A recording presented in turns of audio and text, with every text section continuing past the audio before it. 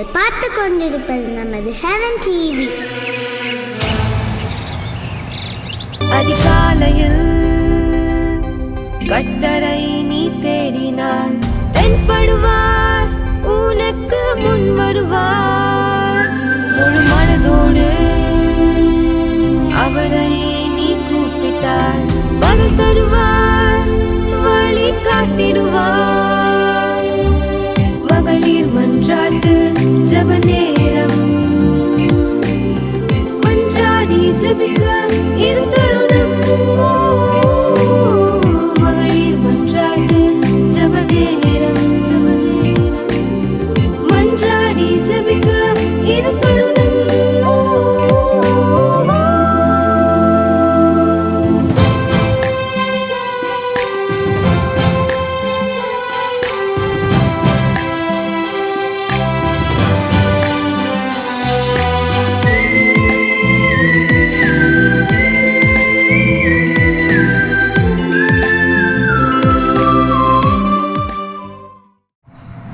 கர்த்தருடைய பரிசுத்த நாமத்துக்கு ஸ்தோத்திரம் உண்டாவதாக.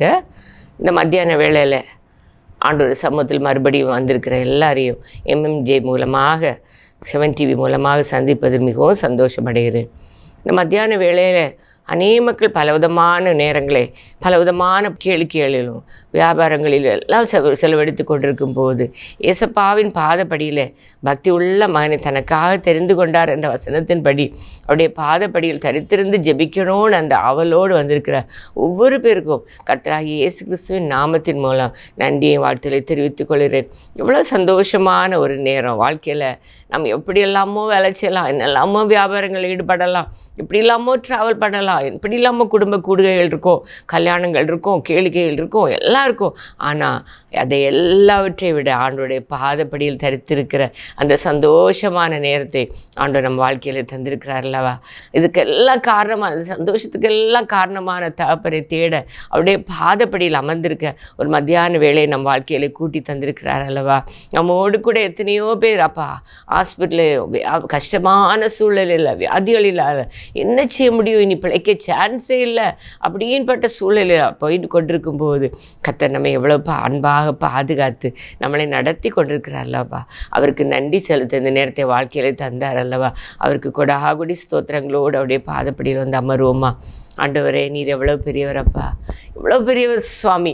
உமக்கு முன்பாக நாங்கள் நிற்கக்கூட தகுதியற்றவளப்பா. அந்த உலகத்தையே படைத்த ஒரு நிமிஷம் அவர் படைத்த படைப்புகளை எல்லாம் நோக்கி பார்க்கும்போது, அந்த கடற்கரையில் ஒரு நிமிஷம் நம்ம நிற்கும்போது அவருடைய படைப்புகளை நம்ம நினைத்து பார்க்கும்போது நமக்கால் அவ்வளோ அழகாக இந்த உலகத்தையே படைத்த தகப்பன் அவருக்கு முன்னால் நம்மளையும் ஒரு பிள்ளையாக அவர் வச்சுருக்காருன்னா எவ்வளோ பெரிய ஸ்லாக்கியம். அந்த ஸ்லாக்கியத்துக்கு அவருக்கு ஸ்தோத்திரங்களை செலுத்துவோமா. அந்த நேரத்தில் எல்லோரும் ஒரு நிமிஷம் கண்களை மூடி, ஏசப்பா நீ தந்த இந்த நல்ல நேரத்துக்காக உமக்கு ஸ்தோத்திரம் ஸ்தோத்திரம் ஸ்தோத்திரம் அப்பனே. நன்றியோடுமை துதிக்கிறோம்ப்பா, நன்றியோடுமை துதிக்கிறோம்ப்பா, நன்றியோடு துதிக்கிறோம். ஸ்தோத்திரம் அப்பா, உங்களுடைய ஸ்தோத்திர பலியினால் பலியிடுகிறோம் அப்பா. ஸ்தோத்திரத்தினால் அப்பா எப்படி நன்றி சொல்லணும்னு தெரியலப்பா. அப்பா நீ செய்த நன்மைகளுக்காக நன்றி நன்றி நன்றி நன்றிப்பா. இதோடு சேர்ந்து சுவாமி அப்பா என் ஆத்மாவே கர்த்தரை ஸ்தோத்திரி, என் முழு உள்ளமே அவருடைய பரிசுத்த நாமத்தை ஸ்தோத்திரி என்று சங்கீதக்காரன் சொன்னது போல அவருடைய முழு இருதயத்தோடு அவருடைய பாதப்படியில் அமருவோமா. ஆண்டவர் செய்த நன்மைகளை நினைத்து அவருடைய பாதப்படியில் அமரும்போது ஆண்டவர் நம்மோடு பேசிக்கொண்டே இருப்பார். என்னுடைய பிள்ளை என்னை தேடி வந்திருக்கிறான், இந்த மத்தியான வேளையில் யாரும் இல்லாத நேரத்தில் என்னை தேடுகிறானே என்று அந்த ஆண்டோடைய இருதயம் எவ்வளோ சந்தோஷப்படும். இந்த நல்ல நேரத்தை தந்த ஆண்டவரை ஸ்தோத்தரித்து இந்த நேரத்தில் எம்எம்ஜேக்கு வேண்டி, ஊழியத்துக்கு வேண்டி, அந்த ஹெவன் டிவி ஊழியத்தில் வேலை செய்கிற ஒவ்வொருத்தருக்கும் வேண்டி, இந்த ஊழியத்தின் மூலம் அநேக மக்கள் கேட்டுக்கொண்டிருக்கிற எத்தனையோ குடும்பங்களுக்கு வேண்டி ஒரு விஷயம் நம்ம எல்லாம் கண்களை மூடி ஜெபிப்போமா. இசப்பா மறுபடியும் உமக்கு ஸ்தோத்திரம் செலுத்துகிறோம்ப்பா. ஸ்தோத்திரம். இந்த ஊழியத்தை நீ ஆசீர்வதித்து கொண்டிருக்கிறபடியா ஸ்தோத்திரம் அப்பா. அது 100 பலன் கொண்டிருக்கிறபடியால் ஸ்தோத்திரம் அப்பனே. அப்பா இது அப்பா எவ்வளவு மக்களுக்கு பிரயோஜனமாக சுவாமி அப்பா நீ ஒவ்வொரு நாளும் வளர்த்தி கொண்டிருக்கிறபடியால் ஸ்தோத்திரம் ஸ்தோத்திரம் ஸ்தோத்திரம் அப்பனே. அப்பா ஃபீட் நேபாள், ஃபீட் இந்தியா போன்ற எல்லா அவங்க ப்ராஜெக்ட் எல்லாத்தையும் நீ ஆசீர்வதித்து கொண்டிருக்கிறபடியால் ஸ்தோத்திரம் அப்பனே. அப்பா கண்ணு கடங்காத அநேக மக்கள் அப்பா கிழக்குக்கும் வடக்குக்கும் வித்தியாசம் தெரியாத எத்தனையோ குடும்பங்கள் அப்பா உண்மை அறியாத நிலைமையில் இருந்து கொண்டிருக்கும் போது நாங்கள் நிர்விசாரமாக அதுபடி அப்பா அந்த ஊழியங்களை எல்லாம் தாங்குகிறவர்களாக ஜெபிக்கிறவர்களாக எங்களை மாற்றி மாற்றும் கர்த்தாவே, எங்களை மாற்றும் கர்த்தாவே. நீர் எங்களோடு பேசும் சுவாமி, நீர் எங்களோடு பேசும். இந்த மத்தியான வேளை எங்கள் வாழ்க்கையில தந்தீரப்பா. நன்றி நன்றி நன்றிப்பா. இந்த நேரத்தில் நான் எல்லாம் சேர்ந்து அப்பாவை ஒரு நிமிஷம் எல்லாரும் பார்த்து ஒரு பாடலை பாடுவோமா? தேவ சித்தம் நிறைவேற என்னை ஒப்படைக்கிறேன். தேவ சித்தம் நிறைவேற என்னையும் ஒப்படைக்கிறேன். தேவ சத்தம் என்னுள்ளம் பலமாக துணிக்குதே. தேவ சித்தம் நிறைவேற என்னையும் ஒப்படைக்கிறேன். தேவ சத்தம் என்னுள்ளம் பலமாக துணிக்குதே. முட்களுக்குள் மலர்கின்றதோ மக்களை கவரும் லீலி புஷ்பம் போ. முட்களுக்குள் மலர்கின்றதோ மக்களை கவரும் லீலி புஷ்பம் போ. என்னையுமே தம் சாயலா என்றென்றும் உருவாக்குவா. என்னையுமே தம் சாயலா என்றென்றும் உருவாக்குவா. தேவ சித்தம் நிறைவேற என்னையும் ஒப்படைக்கிறேன். தேவ சத்தம் என்னுள்ளம் பலமாக துணிக்குதே. பொன்னை போல புடமிட்டாலும் பொன்னாக விளங்குவீர் என்றென்றுமே. பொன்னை போல புடமிட்டாலும் பொன்னாக விளங்குவீர் என்றென்றுமே. தானிக்குமே சோதித்திடா தாங்கீர பலனளிப்பா. திராணிக்குமே சோதித்திடா தாங்கீர பலனளிப்பா. தேவ சித்தம் நிறைவேற என்னையும் ஒப்படைக்கிறேன். தேவ சத்தம் இன்னுள்ளம் பலமாக துணிக்குதே. ஆண்டவரே, இந்த முட்களுக்குள்ளே நாங்கள் புறப்பட்டு போனாலும் மக்களை கவரும் லீலி புஷ்பத்தை போல எங்களை மாற்றணும் சுவாமி.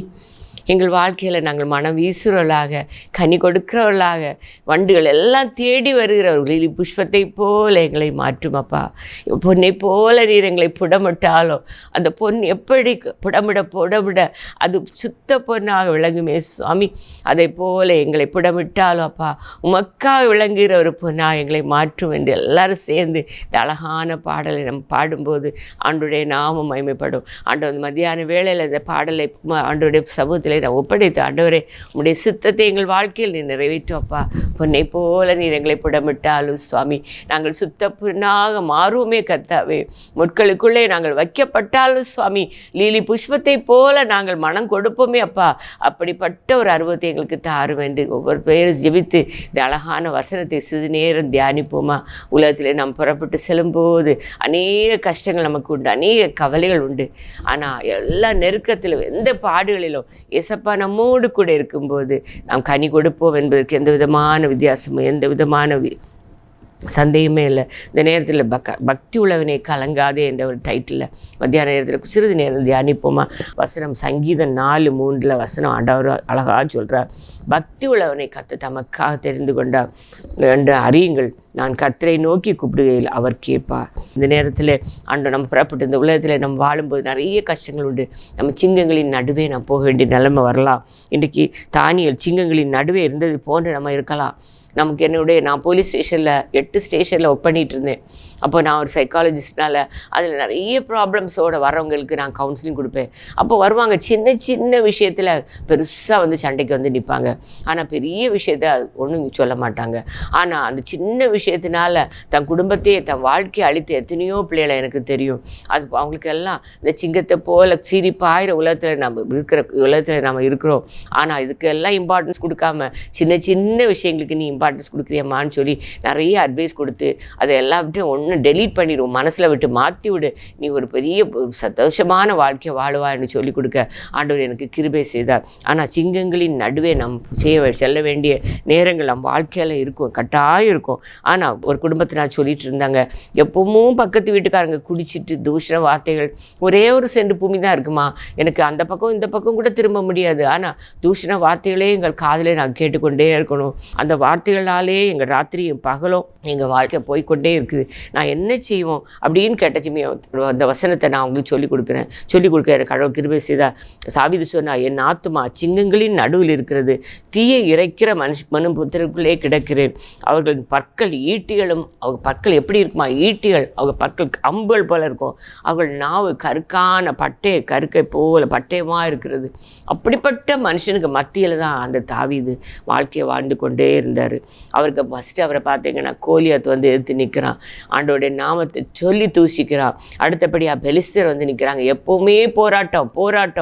அடுத்தபடியாக அவனுடைய சொந்த மாமனாராலே ஒடுக்கப்படுகிறான். மரணத்துக்கும் அவனுக்கு ஒரு அடி தூரம் கூட இல்லாத எத்தனையோ காரியங்கள் எல்லாம் ஆண்டோடைய நாம் அவனோடு இருந்தபடியால் அவன் எல்லாவற்றையும் வெல்ல முடியுது. அது சிங்கங்களின் நடுவில் நாம் போய்கொண்டு தான் இருக்க முடியும். இந்த life is not a bed of roses.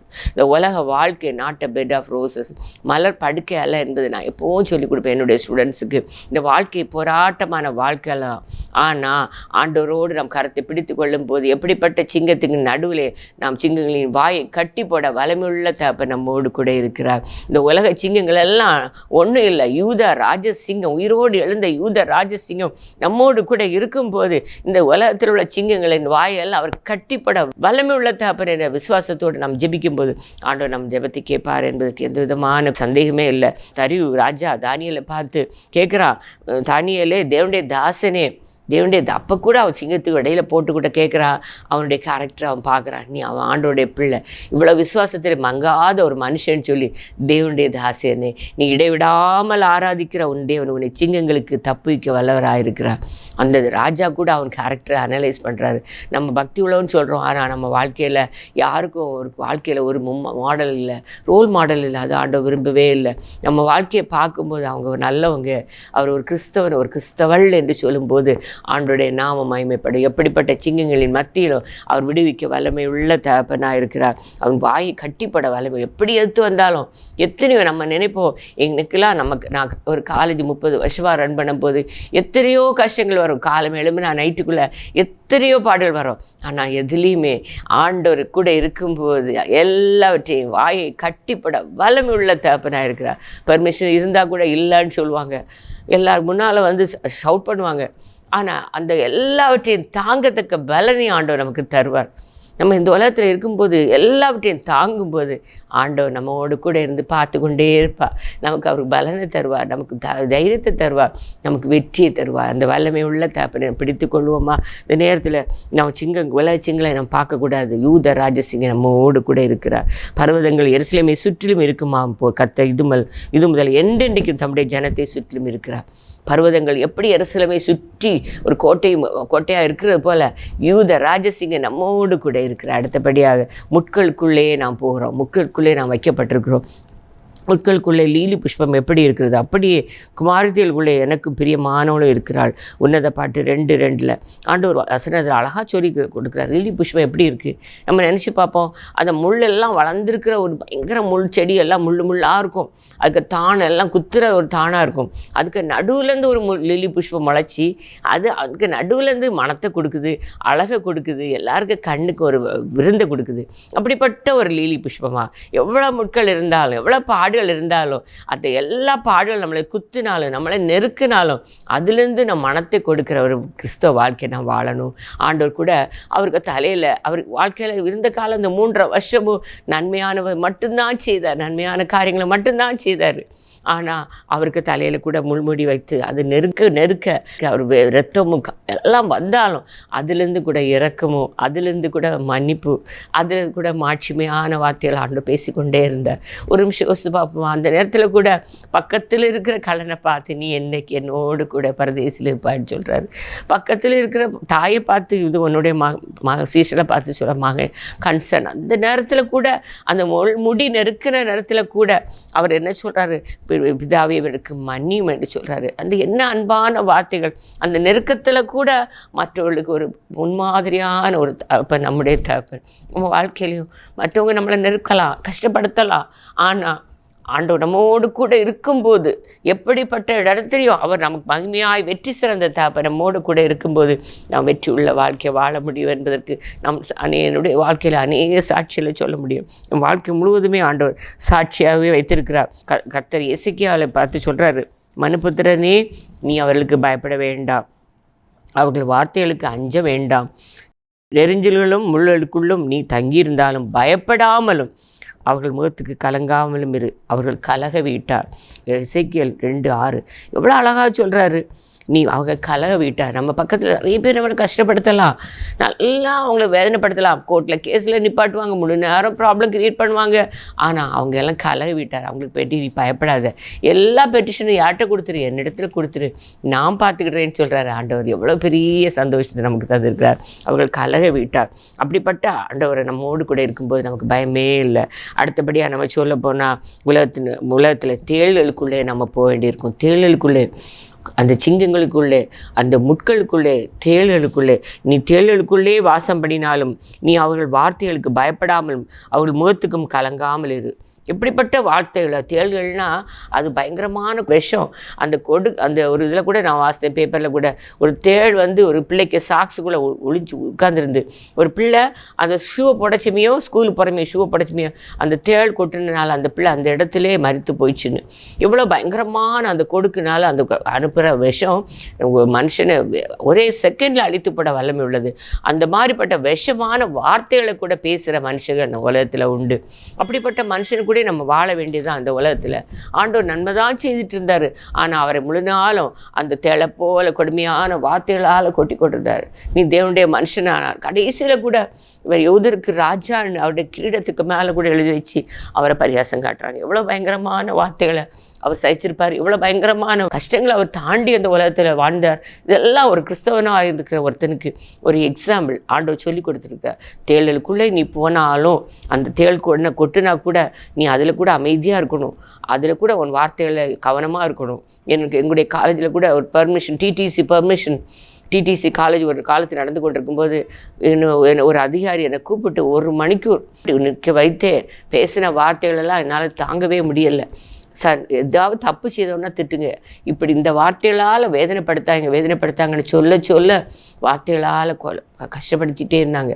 இன்றைக்கி நினைப்பேன், ஆனால் அதையெல்லாம் தாண்டி இன்றைக்கோ அநேக பிரோஜனமாக அதை வைத்திருக்கிற அந்த காலேஜை ரன் பண்ண வச்சுருக்கிறாருன்னா அது கடவுள் தந்த பலத்தினால.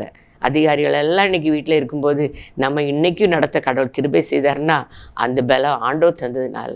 பக்தி உள்ளவனை தனக்காக தெரிந்து கொண்டார்னு சொன்ன வசனம். ஆண்டவரே, உனக்காக தெரிந்து கொண்ட பிள்ளைகள் வாழ்க்கையில் கஷ்டங்கள் இருக்கும், கண்ணீர்கள் இருக்கும், கவலைகள் இருக்கும். ஆனால் நீ தெரிந்து கொள்ளும்போது நீர் அந்த குறிப்பிட்ட நேரத்தில் நீர் எங்களுக்கு அதிசயத்தை செய்ய வல்லமை உள்ள தகப்பன் என்று அந்த நம்பிக்கையோடு ஆண்டோடத்தில் நம்ம கேட்கும்போது ஆண்டவர் நம் கண்ணீருக்கு பல் தர வல்லமை உள்ள தகப்பனாக இருக்கிறார். நீ தேளுக்குள்ளே போனால் கூட இதோ சர்ப்பங்களையும் தேள்களையும் மிதிக்கவும் சத்துருடைய சகல வல்லமையை மேற்கொள்ளவும் உங்களுக்கு அதிகாரம் கொடுக்கிறேன், ஒன்று உங்களை சேதப்படுத்த மாட்டாது. எல்லாவற்றையும் இப்படி பார்த்தோன்னா ஆண்டவர் சிலுவையில் சத்ருவின் தலையை அவர் நசுக்கிறாரு. சத்ரு அவரை பாட்டு பரியாசம் காட்டுறான், நீ என்ன செய்திருவான்னு. இல்லை, அவர் எல்லாவற்றையும் வெற்றி சிறந்து 3ஆம் நாள் உயிரோடு எழுந்து இன்று நம்மோடு கூட அவர் உறவாடி கொண்டு இருக்கிற தகப்பன், அந்த சத்ருவின் தலையை நசுக்கிற தகப்பன் நம்மோடு கூட இருக்கிறார். அவரை தேள்களை நம்ம பார்க்கக்கூடாது, நம்மை சுற்றி இருக்கிற தேவதூதர்களை நாம் பார்க்கணும். நம்மளை போல தேளை போல கொட்டுறவங்க நிறைய இருப்பாங்க, எந்த அளவு வேதனைப்படுத்துகிற வார்த்தைகளால் கொட்டுவாங்க. ஆனால் அதை பார்க்கவே கூடாது. நீ இதெல்லாம் வச்சுக்கோ, பேசிக்கோ. ஆனால் எங்கள் சுற்றி இருக்கிற தேவதூதர்கள் எங்கள் கூட இருக்கிறாங்க. அவர் தம்முடைய பக்தியுள்ள பிள்ளைகளுக்கு தம்முடைய தூதர்களை அனுப்புவார். அவளை சுற்றிலும் பாளையமாக இருப்பாங்க. அவ்வளோ பெரிய நம்பிக்கை ஆண்டவர் நமக்கு தந்திருக்கிறார்ல. அந்த நம்பிக்கையில் நம்ம ஒரு நாள் சோர்ந்து போகவே கூடாது. தேளுக்குள்ளே நம்ம போனாலும் ஆண்டவர் நம்முடைய தேவ தூதர்களை நமக்கு கூட நம்ம அனுப்பும்போது எந்த தேளும் நம்மளை கொட்டாதபடி அவர் பாதுகாக்க வல்லமை உள்ள தகப்பனாக இருக்கிறார். அடுத்தபடியாக நம்ம ஓநாய்களுக்குள்ளே உலகத்தில் நமக்கு எவ்வளோ கஷ்டங்கள் நினச்சி பார்ப்போம். எப்படிப்பட்ட லைஃப் எல்லாம் போனோம். தேள்களுக்கு இடையில போகிறோம், முள்களுக்கு இடையில போகிறோம், சிங்கங்களுக்கு இடையில போகிறோம், ஓநாய்க்கு உள்ளே போகிறோம். ஓநாய் ஒரு பயங்கரமான அனிமல் தான். அது மனுஷனை கடிக்காது. ஆனால் எல்லா ஆடு பாவமான ஒரு ஜீவன். அந்த பாவமான ஜீவனை தான் எப்பவுமே அடித்து கொன்னுடும். அப்படிப்பட்ட ஓநாய் ஆண்டவர் சொல்கிறாரு. என்ன சொல்கிறாருன்னா, ஓநாய் புறப்பட்டு போங்கள், ஆட்டுக்குட்டிகளை ஓநாய்க்குள்ளே அனுப்புறது போல இதோ நான் உங்களை அனுப்புகிறேன். ஆண்டவர் யாரை அனுப்புகிறாரு? அவருடைய சீஷில் அனுப்புகிறமே சொல்கிறார். இதோ உங்களை அனுப்புகிறேன். நான் ஆட்டுக்குட்டிகளை எங்கே அனுப்புகிறேன்? என்னுடைய பிள்ளைகளை நான் ஓநாய்களுக்குள்ளே அனுப்புகிறேன். ஆனால் ஓநாய் ஒன்றை சேதப்படுத்த விட மாட்டேன். எத்தனையோ ஆதிக்கங்கள் வரும் நம்ம மேலே. உலகத்துலேயோ நமக்கு ஆண்டோடைய பிள்ளைகளுக்கு நிறைய கஷ்டங்கள் வரலாம். எல்லாம் நடத்தக்கூடாது, இந்த ப்ரேயர் நடத்தக்கூடாது, இந்த ப்ரேயர் ஹாலை பூட்டு, எல்லாம் வரும். ஆனால் அந்த எல்லா ஆதிக்கங்களும் ஒரு நாள் மறைந்து போகும். ஆண்டவர் ஜெயக்கொடி ஏற்றுவார் என்ற நம்பிக்கை நமக்கு என்றைக்கும் வாழ்க்கையில் இருக்கணும். நான் எப்போவும் நினைப்பேன், அந்த யோசேப்பு ஆண்டவர் உயர்த்து முன்பாக, ஒரு அதிகாரியாக மாற்றும் முன்பாக, அவன் வாழ்க்கையில் நடந்த ஒவ்வொரு காரியங்களையும் யோசித்து பார்க்கும்போது சொந்த சகோதரர்கள் தான் ஒரு ஓநாயை மாதிரி தூக்கி அந்த குண்டில் போடுறாங்க. எல்லாரும் எப்படி போக முடியும்? அவன் தனக்கு அந்த மாதிரி பார்க்க போன இடத்துல அதை குண்டுக்குள்ளே போடுறாங்க. சொந்த ஒரே அம்மா அப்பாவுடைய பிள்ளைங்க. அதுலேருந்து அவனை தூக்கி எடுத்து திரும்ப கொண்டு போகிறாங்க. எங்கே கொண்டு போகிறாங்க? அங்கே போத்திபார் வீட்டில் அங்கேயும் கொண்டு போய் வச்சுட்டு அங்கேயும் அநியாயமாக அவரை குற்றம் சொல்கிறாங்க. ஒரு பாவம் செய்யாத அந்த யோசேப்பை அங்கேயும் அவருக்கு குற்றம் தான் அவர் மேல் சுமத்தப்படுது. அந்த குற்றம் சுமத்தப்பட்டதோடு அவர் எங்கே போகிறாரு? அவர் இவ்வளோ பெரிய ஒரு நல்ல ஒரு பையன். ஆனால் அந்த இடத்துல அவர் எங்கே கொண்டு போகிறாங்க? சிறைச்சாலைக்கு கொண்டு போகிறாங்க. ஆண்டோடைய அவரோடு கூட இருந்தபடியால் யோசேப்பு தலை நிமிர்ந்து முழு எழுத்துக்கும் அதிகாரியாக மாறப்பட்டானே. இந்த கேட்டுக்கொண்டிருக்கிற எத்தனையோ பேர், நமக்கு நிறைய கஷ்டங்கள் இருக்கும். நம்ம வேலை ஸ்தலத்தில் நமக்கு நிறைய கஷ்டங்கள் இருக்கும். நமக்கு மேலே உள்ளவங்க நம்மளை ரொம்ப டார்ச்சர் பண்ணுவாங்க. மேலே போக முடியாது, சப்ரஸ் பண்ணி அந்த முட்களுக்குள்ளே இருக்கிறது போல், நம்மளை ஓநாய்களுக்குள்ளே இருக்கிறது போல். ஆனால் ஆண்டவர் நம்மோட கூட இருக்கும்போது எல்லா முட்களையும் தாண்டி அந்த ஓநாய்களை தாண்டி, இன்றைக்கி ஓநாய் கூட்டம் எல்லாம் அழிஞ்சு போகுது. ஆனால் ஆட்டுக்கூட்டம் வளர்ந்துட்டே இருக்குது. எங்கே பார்த்தாலும் ஓநாய் நிறைய குட்டி போடுமா, ஆனால் ஓநாய்களை நம்பர் குறைஞ்சிட்டே இருக்குது. அந்த ஆட்டுக்குட்டி பாவப்பட்ட மனுஷனுடைய தகப்பன், அந்த தகப்பன் கூட்டம் தான் வளர்ந்து கொண்டே இருக்கிறது. ஆண்டவர் நம்மோடு கூட இருக்கிறபடியால் சத்துருக்களுக்கு முன்பாக நீர் பந்தியை ஆயத்தப்படுத்தி என் தலையை எண்ணெயால் அபிஷேகம் பண்ணுவீர் என்று சொன்ன வசனத்தை நம்ம பிடிச்சிக்கிடணும். எப்படிப்பட்ட வாழ்க்கையிலையோ அந்த ஓநாய்களுக்கு இடையில நாங்கள் புறப்பட்டு போகிறோம் சுவாமி, நீர் சத்துருக்களுக்கு முன்பாக ஒரு பந்தியை ஆயத்தப்படுத்தி என் தலையை எண்ணெயால் அபிஷேகம் பண்ணுவீரப்பா. என்ற நம்பிக்கையோடு நாம் ஜெபித்து கொண்டே போகும்போது எந்த ஓநாயை நமக்கு மேற்கொள்ள முடியும் என்பதுக்கு சந்தேகமில்லை. அடுத்தபடியாக களைகளின் நடுவே எப்படிப்பட்ட களைகள், நமக்கு ஒரு கோதுமை மணியை போல் ஆண்டவர் விதைக்கிறார். அதை சுற்றி களைகள் அதை நெருக்கி போடும். ஆனால் நெருக்கி போடும் அந்த களைகள் ரொம்ப நெருக்கும் நம்மளை. நம்ம ஒவ்வொருத்தருக்கு வாழ்க்கையை யோசித்து பார்க்கும்போது எந்த வழியிலெல்லாம் நம்ம முன்னேறி முடியாத படிக்கு, இந்த பக்கம் ஒரு கஷ்டம் வரும், இந்த கஷ்டம் வரும், இங்கே வியாதி வரும், எந்த வழியில் நெருக்கங்கள் இருந்தாலும் அந்த களைகளின் நடுவில் நம்ம கோதுமை மணியாக பிரகாசிக்கணும். அவருக்குன்னு பிரகாசிக்கும் போது ஆண்டவர் நம்மளை எடுத்து பிரயோஜனப்படுத்துவோம். அந்த நாட்களில் நம்ம சொல்லும்போது ஆண்டவர் அறுப்பு காலத்தில் நான் அறுக்கிறவர்களை நோக்கி முதலாவது களைகளை பிடுங்கி அவைகளை சுட்டெரிப்பதற்கு கட்டுகளாக கட்டுங்கள், கோதுமையோ என் களஞ்சியத்தில் சேர்த்து வைங்கள் என்பேன். மத்தேயு 13:30. சாத்தானுடைய களை எல்லாம் நம்ம எடும்பி நெருங்கக்கூடும். ஆனால் ஆண்டவர் நம்மோட கூட இருக்கும்போது எந்த கலையை நம்மளை ஒன்றும் செய்யவே முடியாது. இன்றைக்கி பார்த்தோம்னா நிறைய பெரிய பெரிய பாஸ்டர்ஸ் இருப்பாங்க. அவங்களுக்கு நிறைய கஷ்டங்கள் இருக்கும். நம்ம நினைப்போம் அவங்க பாஸ்டர்ஸ்ன்னு. ஆனால் அவங்க இந்த கஷ்டத்தை எல்லாம் தாண்டினா மட்டும்தான் கோதுமை மணி நிலத்தில் விழுந்து செத்தாதான் அது பலன் கொடுக்க முடியும். அதுபோல் நம்ம வாழ்க்கையில் நிறைய காரியங்களை எல்லாம் அவருக்குன்னு புதைச்சா மட்டும்தான் நம்மளால் கனி கொடுக்க முடியும். அப்படிப்பட்ட வாழ்க்கையை நம்ம கொடுக்க முடியும். அப்படிப்பட்ட வாழ்க்கையை ஆண்டவரே எங்களுக்கு தாரும் சுவாமி. ஒரு கோதுமை மணியாக எங்களை சுற்றி இருக்கிற கலைகளின் நடுவில் எங்களை பிரகாசிக்க பண்ணுவோன்னு கேட்கும்போது ஆண்டவர் நம்மளை பிரகாசிக்க பண்ணுவார். அடுத்தபடியாக எலிசா ஒரு பெரிய ஒரு கடவுளுடைய மனுஷன். அவரை கொல்லுறதுக்குன்னு என்ன சொல்லுவாங்கன்னா, ரதங்களை என்னெல்லாம் அனுப்புகிறாங்கன்னா, அவர் தங்கியிருந்த பட்டணத்தை சுற்றிலும் எதிரியின் இராணுவம், குதிரைகள், ரதங்கள் சுற்றி வாழ்ஞ்சிருக்கு. எதிரி வந்து கொல்ல போகிறாங்க. ஒரு சாதா ஒரே ஒரு மனுஷன், அவர் ஆண்டோடைய பிள்ளை. அவர் பெரிய ஒரு மனுஷன். ஆண்டோருக்கு பார்வையில் அவர் பெரிய மனுஷன், மனுஷனுக்கு பார்வையில் அவர் சின்ன மனுஷன். அந்த அவரை சுற்றி அவரை பிடிக்கிறதுக்கு ரதங்கள் வருது, போர் வீரர்கள் வர்றாங்க, குதிரைகள் வருது, இராணுவம் வருது, எல்லாம் வருது. அப்போது அவர் என்ன செய்கிறாரு, ஒரு எலிசாவை பிடிப்பதற்காக இதெல்லாம் வந்து நிற்கிது. ஆனால் எலிசா பயப்படவே இல்லை. எலிசாவுக்கு ஆதரவாக அக்கினிமயமான குதிரை, அக்கினிமயமான ரதங்கள், அக்கினி மதமான என்னதுக்கு குதிரைகளோ ரதங்களோ அந்த மலை முழுவதும் காணப்பட்டது.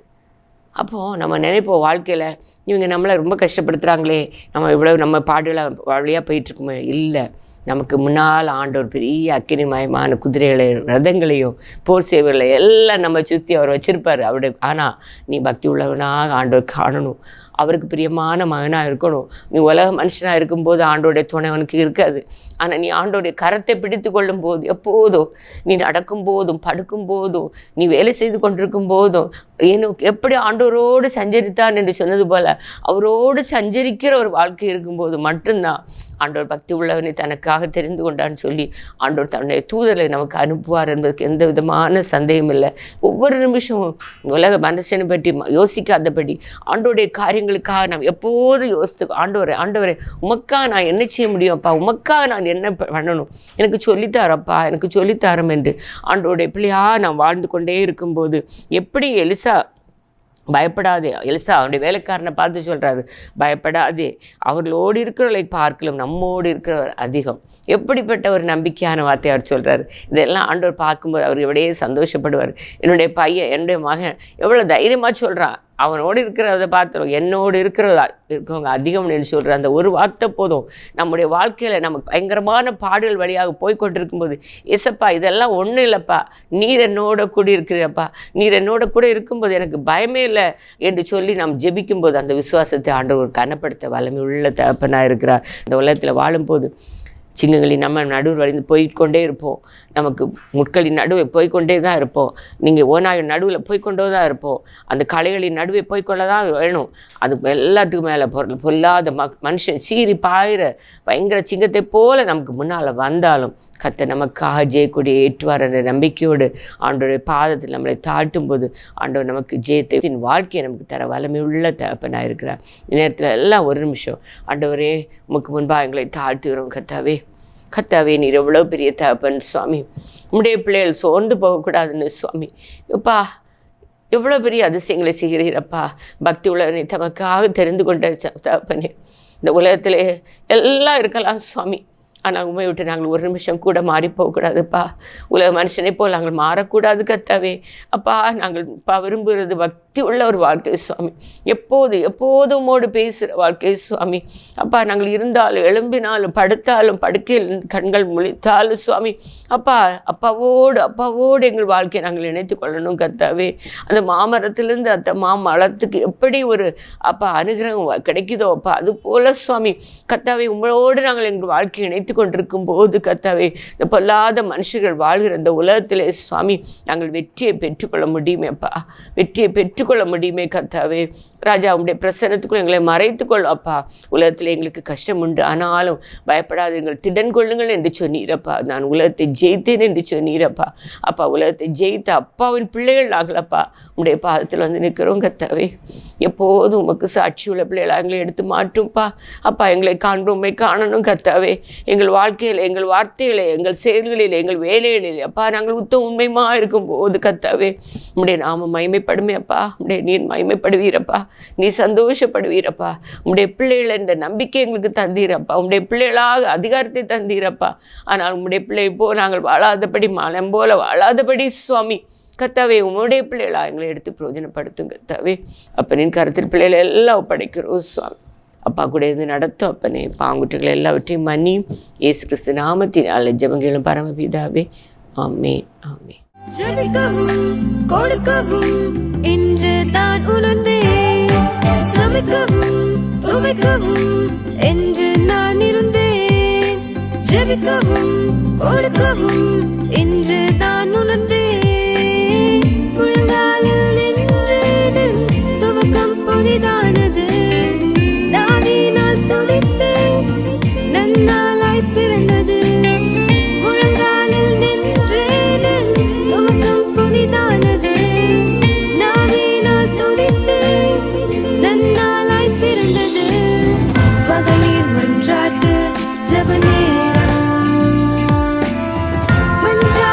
சபிக்க இருதயம்